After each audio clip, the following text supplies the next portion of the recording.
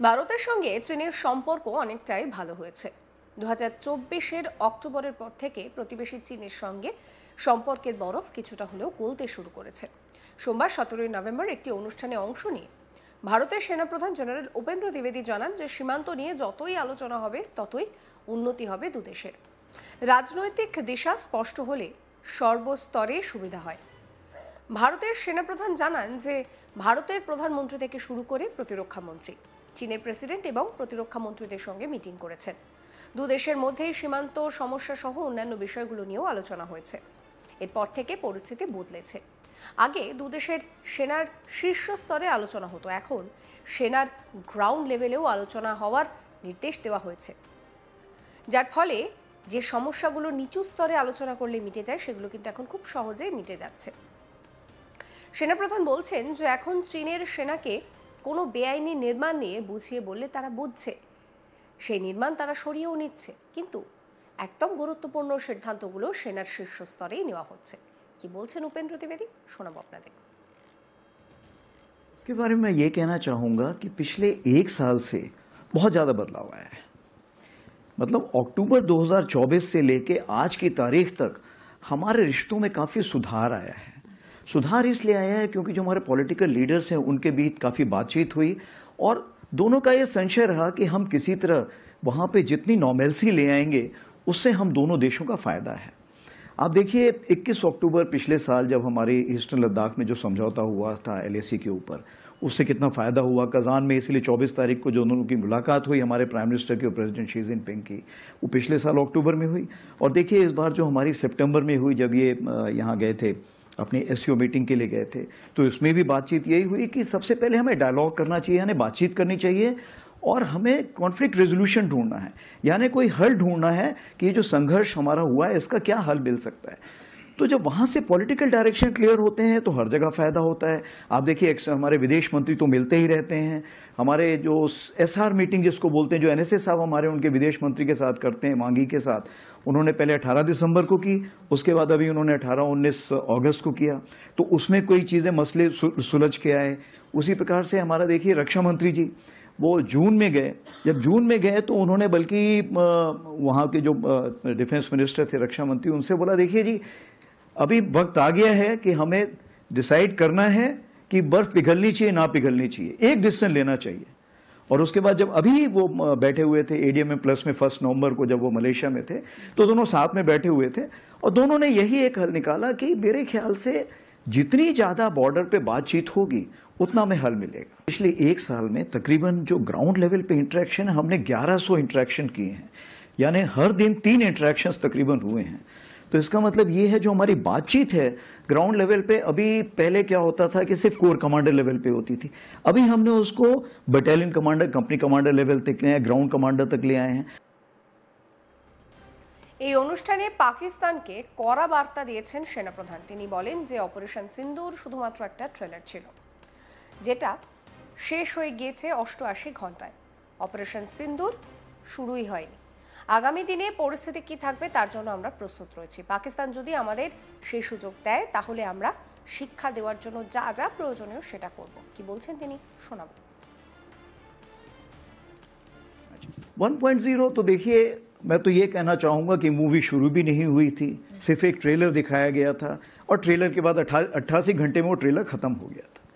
तो आगे आने वाले हालात कैसे होंगे ये इसके बारे में हम पूरी तैयारी करके बैठे हुए हैं और अगर कोई ऐसा हमें मौका देता है पाकिस्तान तो हम उसका भरपूर एक शिक्षा प्रदान करना चाहेंगे उसको कि कैसे एक जिम्मेवार नेशन को अपने पड़ोसियों से बिहेव करना चाहिए। सबसे पहले चीज़ ये है कि जो डिसीजन मेकिंग है या जो आपने निर्णय लेना है उसके लिए समय बहुत कम है और निर्णय आपको हर लेवल पे लेना पड़ेगा। क्या आप यहाँ पर निर्णय लें और फिर नीचे पास करें, नहीं हो सकता। तो हर लेवल पे, हर स्तर पे लोगों को समय के हिसाब से तैयारी करनी पड़ेगी और एक्शन लेने पड़ेंगे, कार्रवाई करनी पड़ेगी। दूसरी चीज़ जो इंटीग्रेशन बोलते हैं, इंटीग्रेशन का ये मतलब है कि चाहे army, navy, air force, CAPF, cyber, space, कोई भी हो, उसका इंटीग्रेशन हम जितना जल्दी करेंगे उतना हम इस लड़ाई को बड़े साझे ढंग से लड़ सकेंगे, क्योंकि आज की लड़ाई जो है वो मल्टी डोमेन है। সোমবার 17 নভেম্বর একটি অনুষ্ঠানে অংশ নিয়ে ভারতের সেনাপ্রধান উপেন্দ্র দ্বিবেদী বলছেন যে সীমান্ত নিয়ে যতই আলোচনা করা হবে ততই কিন্তু চীন এবং ভারত দু দেশের জন্যই উন্নতি হবে। রাজনৈতিক দিশা স্পষ্ট হলে সব স্তরেরই সুবিধা হবে। তিনি বলছেন যে ভারতের প্রধানমন্ত্রী থেকে শুরু করে প্রতিরক্ষা মন্ত্রী চীনের প্রেসিডেন্ট এবং প্রতিরক্ষা মন্ত্রীদের সঙ্গে মিটিং করেছেন। দুই দেশের মধ্যে সীমান্ত সমস্যা সহ অনেকগুলো বিষয় নিয়ে আলোচনা হয়েছে। এরপর থেকে পরিস্থিতি বদলেছে। আগে দু দেশই দেশের শীর্ষ স্তরের সেনাদের মধ্যে আলোচনা করত, এখন গ্রাউন্ড লেভেলে আলোচনা হচ্ছে, যার ফলে যে সমস্যাগুলো নিচু স্তরে আলোচনা করলে মিটে যায় সেগুলো সহজেই মিটে যাচ্ছে। তিনি আরও বলছেন যে এখন চীনের সেনাকে যদি বেআইনি নির্মাণ নিয়ে বুঝিয়ে বলা হয় তবে সেই নির্মাণ তারা সরিয়ে নিচ্ছে, তবে এখনও পর্যন্ত গুরুত্বপূর্ণ আলোচনাগুলো শীর্ষ স্তরেই হচ্ছে। অন্যদিকে পাকিস্তানকে একহাত নিয়ে তিনি বলছেন যে পাকিস্তান অপারেশন সিন্দুর দেখেছে, অপারেশন সিন্দুর শুধুমাত্র একটা ট্রেলার ছিল, এরপরও যদি পাকিস্তান নিজেকে না শোধরায় তাহলে ভারত জানে পাকিস্তানকে কিভাবে উচিত শিক্ষা দিতে হবে। কি বলছেন তিনি শোনাবো। बारे में मैं ये कहना चाहूँगा कि पिछले एक साल से बहुत ज़्यादा बदलाव आया है। मतलब अक्टूबर 2024 से लेके आज की तारीख तक हमारे रिश्तों में काफ़ी सुधार आया है।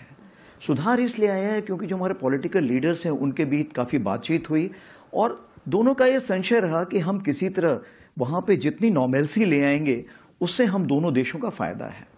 आप देखिए 21 अक्टूबर पिछले साल जब हमारे ईस्टर्न लद्दाख में जो समझौता हुआ था LAC के ऊपर, उससे कितना फ़ायदा हुआ। कज़ान में इसलिए 24 तारीख को जो दोनों की मुलाकात हुई हमारे प्राइम मिनिस्टर की और प्रेसिडेंट शी जिनपिंग की, वो पिछले साल अक्टूबर में हुई।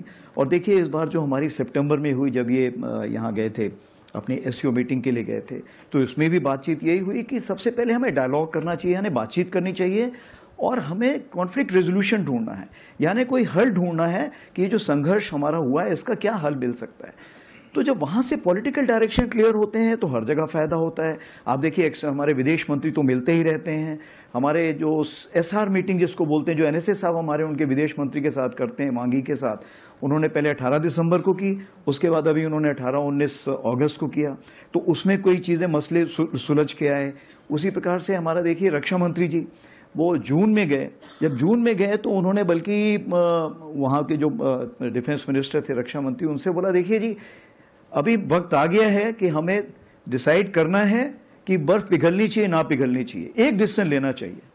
और उसके बाद जब अभी वो बैठे हुए थे ADMM प्लस में 1 नवंबर को जब वो मलेशिया में थे तो दोनों साथ में बैठे हुए थे और दोनों ने यही एक हल निकाला कि मेरे ख्याल से जितनी ज़्यादा बॉर्डर पे बातचीत होगी उतना में हल मिलेगा। पिछले एक साल में तकरीबन जो ग्राउंड लेवल पे इंटरेक्शन है हमने 1100 इंटरेक्शन किए हैं, यानी हर दिन 3 इंटरेक्शंस तकरीबन हुए हैं। तो इसका मतलब ये है जो हमारी बातचीत है ग्राउंड लेवल पे, अभी पहले क्या होता था कि सिर्फ कोर कमांडर लेवल पे होती थी, अभी हमने उसको battalion commander, company commander level तक ले आए, ग्राउंड कमांडर तक ले आए हैं।